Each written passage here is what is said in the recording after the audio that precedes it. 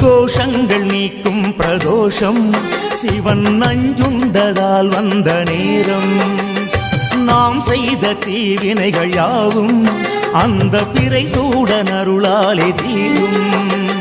நாரணன் விடையாக நந்தியின் கொம்பிடையில் சிவனாடும் நேரம் இது. சிவன் வரும் சுகமான நேரம் இது.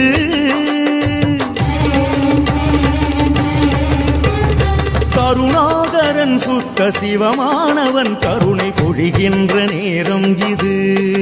வரம் தருகின்ற நேரம் இது.